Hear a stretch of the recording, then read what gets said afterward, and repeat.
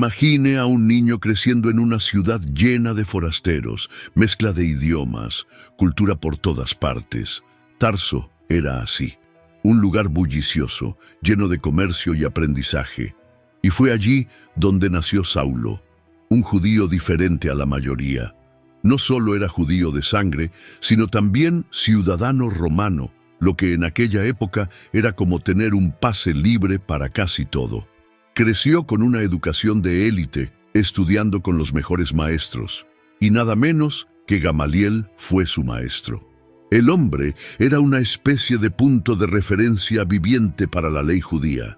Saulo aprendió a fondo cada detalle de las Escrituras, memorizó pasajes, comprendió reglas y defendió la fe con uñas y dientes. Y no creas que era tibio. Saulo era intenso. Cuando los seguidores de Jesús empezaron a extenderse, se puso furioso. ¿Cómo que a ese tal Jesús le llamaban el Mesías? Era absurdo para él, un escándalo. Así que hizo lo que le pareció correcto. Empezó a perseguir a estos cristianos con todo. Irrumpió en las casas, sacó a la gente de sus hogares, los arrestó, los amenazó, y cuanto más hacía, más pensaba que estaba agradando a Dios. Suscríbete al canal para ver más historias bíblicas emocionantes y activa tus notificaciones para no perderte ningún vídeo. Si te gusta el contenido, no dudes en apoyar nuestro trabajo con ayuda financiera haciendo clic en el botón Muchas gracias. También puedes hacerte miembro del canal y disfrutar de ventajas exclusivas. Pero la historia de Saulo estaba a punto de cambiar cuando menos se lo esperaba. Se dirigía a Damasco, cartas en mano, autorizado a capturar a los seguidores del camino. El sol brillaba intensamente, pero una luz aún más brillante apareció de la nada. Era tan intensa que cayó al suelo. Sus ojos se quedaron ciegos, su corazón se aceleró. Y entonces llegó la voz, una voz que parecía atravesarle los huesos. «Saulo, Saulo, ¿por qué me persigues?», intentó comprender. «¿Quién eres, Señor?». Y la respuesta resonó en el aire. «Yo soy Jesús, a quien tú persigues». A partir de ese momento, Saulo ya no ve el mundo de la misma manera. Literalmente, se queda ciego y todo cambia. ¿Quieres profundizar en tu vida espiritual? Haga clic en el primer comentario y obtenga ahora su guía de ayuno y oración y transforme su vida espiritual. Descubra el poder del ayuno y la oración para experimentar una verdadera transformación. Ya no podía ver nada. Todo se había vuelto oscuro. Tenía los ojos abiertos, pero el mundo había desaparecido. Lo único que quedaba era el sonido de aquella voz, rodando en su cabeza como un trueno silencioso. «Yo soy Jesús, a quien vosotros perseguís». Los hombres que estaban con él no lo entendían. Vieron la luz, oyeron un sonido, pero no sabían qué había pasado. Saulo, antes tan seguro de sí mismo, ahora era llevado de la mano, como un niño asustado. Entró en Damasco ciego, silencioso, destrozado. Pasaron 3 días. 3 días sin comer, sin beber, sin poder rezar. Era como si el tiempo se hubiera detenido. Él, que antes tenía todas las respuestas, ahora solo tenía preguntas. Mientras tanto, en otro rincón de la ciudad, Dios hablaba con un hombre llamado Ananías, un discípulo sencillo y temeroso, de los que callaban pero sabían escuchar. Dios le llamó por su nombre y él respondió: «Aquí estoy». La misión, sin embargo, parece absurda. Ve a casa de Judas, en la calle recta, y busca a un hombre llamado Saulo. Ananías jadea: «Señor, este hombre ha sembrado el terror en Jerusalén. Ha venido a arrestarnos». Pero Dios insiste: «Ve, es un instrumento que he elegido.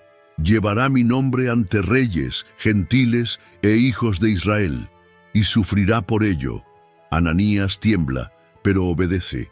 Llama a la puerta, entra en la casa y encuentra a Saulo. Imagina la escena: el perseguidor y la presa. Pero en aquel momento no había miedo, solo silencio. Se acerca, pone las manos sobre los ojos cegados de Saulo y dice: «Hermano Saulo, el Señor Jesús, que se te apareció en el camino, me ha enviado para que vuelvas a ver y te llenes del Espíritu Santo». De repente, algo parecido a escamas cae de los ojos de Saulo. Ahora ve, pero ahora lo ve todo de otra manera. Se levantó. Sus ojos ya veían, pero lo que más brillaba ahora estaba en su interior. Saulo, el que había llegado a Damasco como un cazador, se levantó del suelo como un hombre cambiado. Lo primero que hizo, se bautizó. En el acto, como alguien que comprende que el pasado ha quedado atrás y que una nueva historia comienza allí mismo, en aquella agua sencilla pero significativa. Pero no creas que todo fue fácil. Imagina la reacción de la gente. Los seguidores de Jesús desconfiaban, tenían los ojos muy abiertos. Era una trampa, un engaño. En cuanto a los antiguos aliados de Saulo, estaban furiosos. ¿Qué quieres decir con que ahora predica lo que una vez quiso destruir? Pero Saulo no se escondió. Fue directamente a las sinagogas y comenzó a hablar. Jesús es el Hijo de Dios. El mismo hombre que causaba miedo es ahora el amenazado. Sus palabras son afiladas, cortantes, confrontadoras. Los líderes religiosos empiezan a conspirar en secreto. Quieren acabar con este nuevo traidor a la fe. La tensión crece, y cuando descubren que hay un plan para matarlo, los discípulos de Damasco hacen algo inesperado. Durante la noche meten a Saulo en una cesta y lo bajan por la muralla de la ciudad. Un fugitivo, un hombre en fuga, no por cobardía, sino por un propósito. Todavía no era el final, era solo el principio. Regresó a Jerusalén intentando unirse a los discípulos, pero su historia seguía pesando sobre sus hombros. Nadie quería acercarse. Entonces llegó Bernabé, un hombre con un gran corazón, que ya veía más allá de las apariencias. Cogió a Saulo de la mano, le presentó a los apóstoles y le contó todo lo que había visto y oído. Con eso, la puerta comenzó a abrirse, lenta pero segura. Y es sobre este telón de fondo de desconfianza y nuevos comienzos que un nuevo personaje se prepara para unirse al viaje. Alguien que no estaba allí desde el principio, pero que se convertiría en un compañero de misión como ningún otro. Cuando Pablo empezó a afianzarse entre los hermanos y a difundir el mensaje con denuedo, los viajes misioneros se convirtieron en parte de su rutina. Había carretera, polvo, barcos, gente nueva, una cultura diferente y mucha resistencia. Al principio tenía a Bernabé a su lado, un compañero fiel, una firmeza total. Pero incluso entre buenas personas pueden surgir fricciones. Un desacuerdo sobre Juan Marcos hizo que los dos se separaran. Bernabé se fue por un lado, Pablo por otro. Pero Dios ya tenía a alguien en mente para seguir a Pablo en esta nueva etapa. Un hombre llamado Silas. ¿Y qué tipo, viste? Silas era uno de esos tipos que no temblaban fácilmente. Un líder en Jerusalén, respetado entre los creyentes, lleno del Espíritu, sabio en sus palabras. No era solo alguien que podía hablar, era alguien que podía vivir lo que creía. Cuando los apóstoles enviaron representantes para fortalecer a los nuevos conversos, eligieron a Silas. Eso ya decía mucho de él. Pablo se dio cuenta enseguida. Era el compañero adecuado. No se trataba solo de tener fe, sino de saber llevar la misión. Porque donde quiera que Pablo iba, había avivamiento o confusión. A veces ambas cosas a la vez. Silas aceptó la llamada sin pestañear.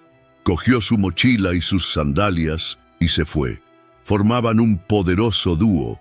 Paulo, con su franqueza y su agudeza mental, y Silas, con una presencia serena que equilibraba la intensidad. Uno complementaba al otro. El viaje que ambos iniciaron juntos no sería ligero, pero tampoco sería ordinario. En cada ciudad, una historia. En cada esquina, un desafío. gente abriendo sus corazones, otros tratando de cerrar sus bocas a la fuerza, pero nadie podía detener lo que Dios había comenzado. El camino era polvoriento mientras Pablo y Silas viajaban de ciudad en ciudad. Pasaron por todo: calor, hambre, miradas torcidas, gente que quería escuchar y otros que querían echarlos. Llegaron a Derbe, luego a Listra, después a varias regiones de Asia Menor, pero fue al llegar a Filipos cuando las cosas cambiaron.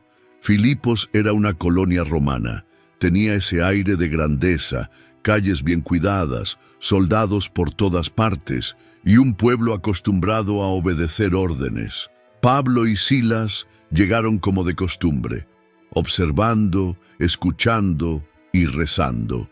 Así encontraron a un grupo de mujeres reunidas cerca del río en un lugar de oración. Una de ellas, llamada Lidia, vendedora de púrpura, escuchaba las palabras de Pablo con el corazón abierto. Al poco tiempo, ella y toda su familia se bautizaron, un comienzo prometedor. Pero no todo fue bien recibido allí.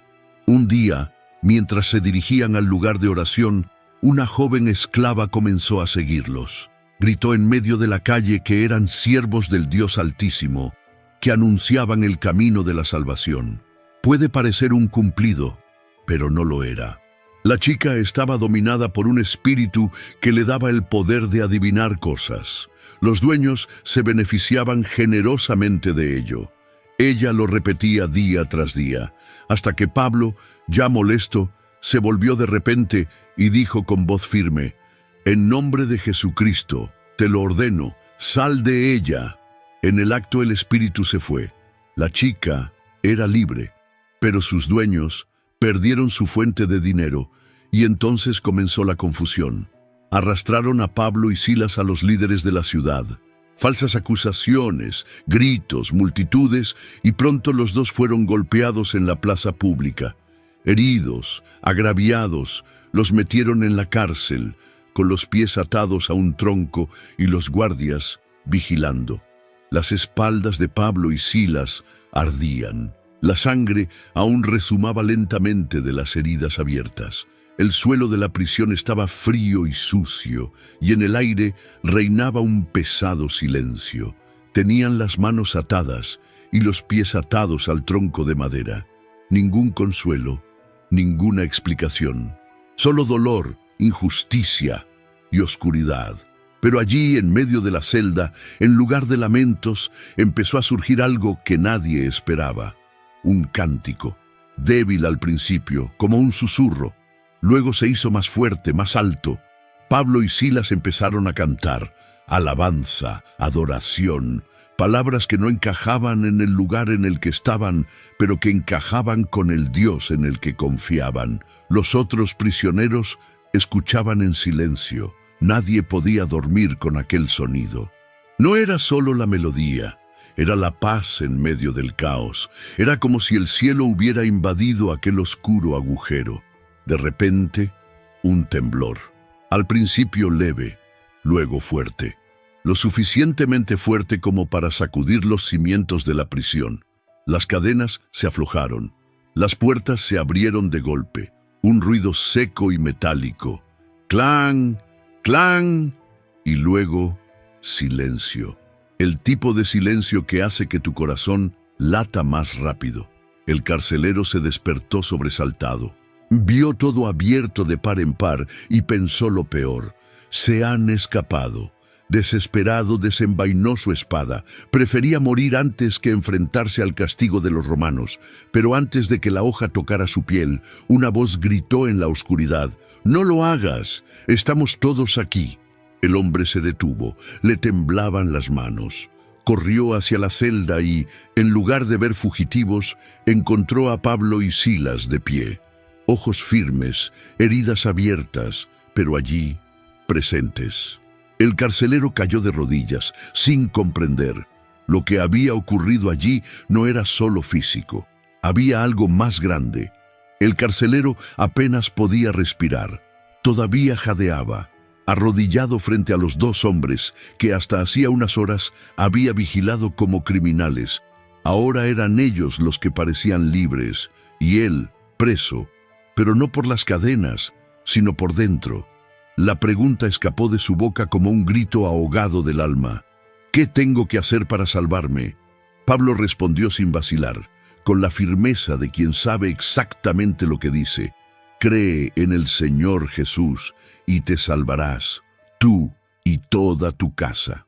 Inmediatamente, sin perder tiempo, el carcelero sacó a Pablo y a Silas de la celda.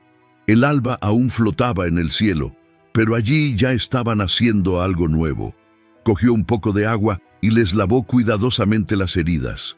Cada caricia era una mezcla de arrepentimiento y gratitud. Después, él mismo se bautizó.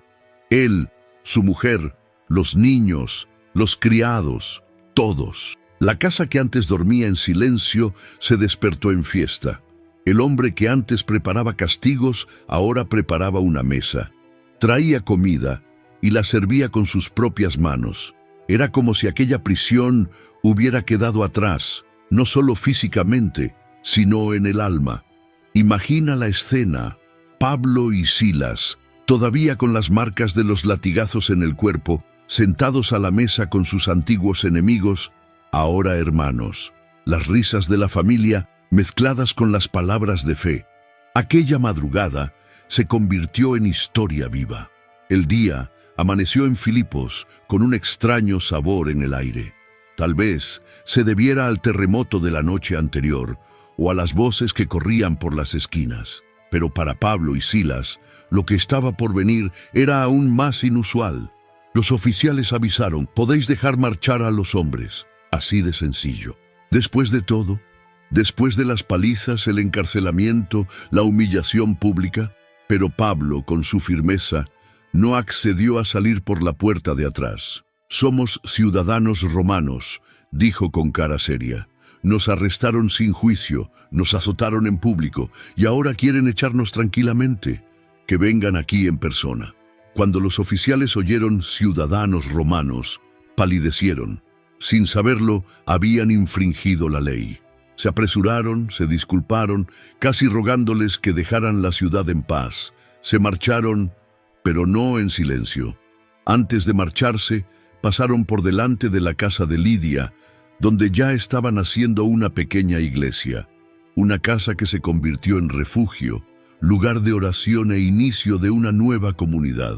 Después, la misión continuó. Próxima parada, Tesalónica. Allí tampoco faltó la confusión. Pablo y Silas fueron directamente a la sinagoga. 3 sábados seguidos hablando de Jesús, mostrando a partir de las Escrituras que el Mesías tenía que sufrir y resucitar. Algunos judíos creyeron, muchos griegos también, incluso mujeres influyentes de la ciudad empezaron a seguir el Evangelio. Pero llegó la envidia. Un grupo se sublevó, arrastró a Jasón, que los había hospedado, y armó un escándalo ante las autoridades. Decían que Pablo y Silas estaban poniendo el mundo patas arriba. Y mira, no mentían. Para evitar que los mataran, los hermanos los enviaron a toda prisa durante la noche.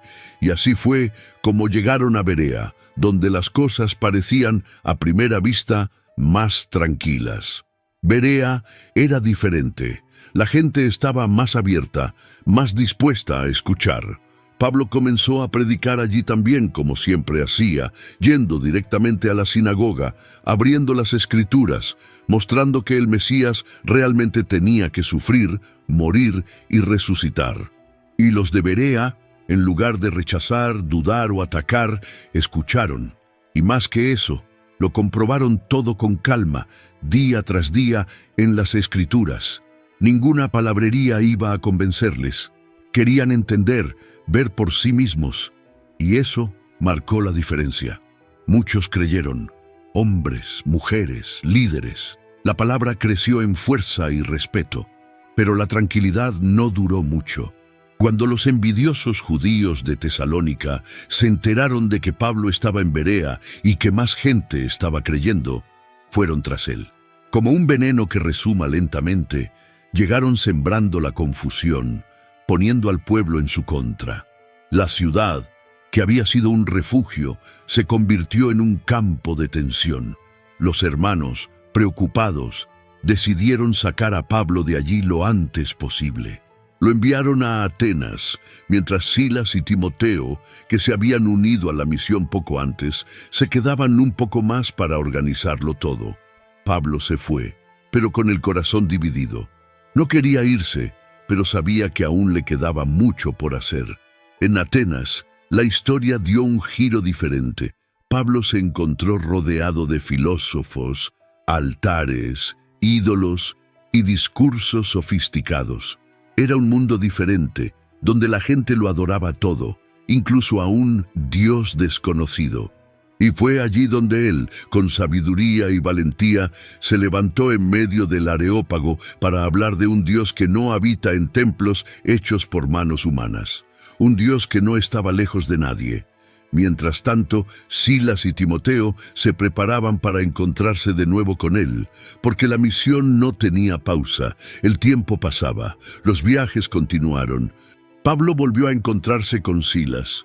Timoteo le siguió y el trío recorrió ciudad tras ciudad, llevando el mensaje allí donde era posible y a veces donde parecía imposible. Corinto era una de ellas, llena de idolatría, comercio, promiscuidad, pero también llena de gente cansada por dentro y sedienta de la verdad. Pablo permaneció allí durante más de 1 año y medio. Trabajó con sus manos, predicó con su boca y se entregó con su corazón.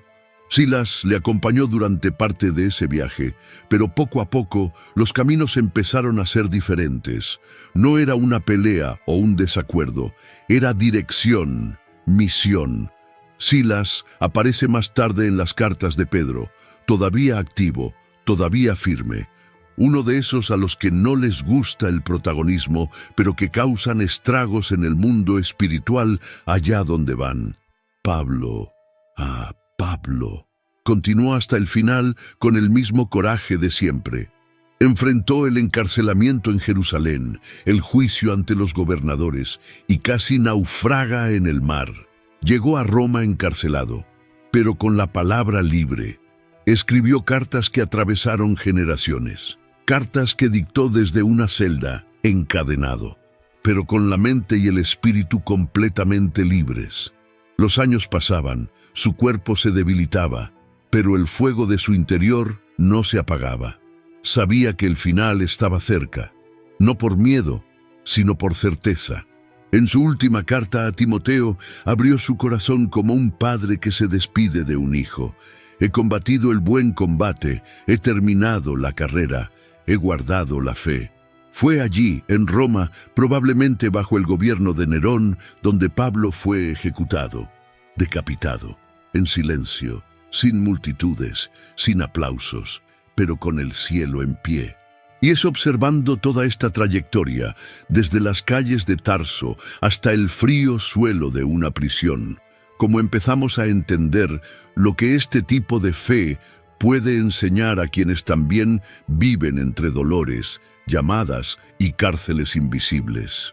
Es imposible mirar la historia de Pablo y Silas y salir de la misma manera. No se trata solo de viajar, ser encarcelado y predicar. Se trata del valor de obedecer, incluso cuando todo parece ir mal. Se trata de cantar en la oscuridad, con la espalda sangrando y un futuro incierto. Se trata de confiar tanto en Dios que ni siquiera la cárcel puede frenar tu propósito. Pablo, el perseguidor convertido en predicador. Silas, el compañero que estaba allí para el dolor y el milagro. 2 hombres que no buscaron la fama, pero marcaron la historia.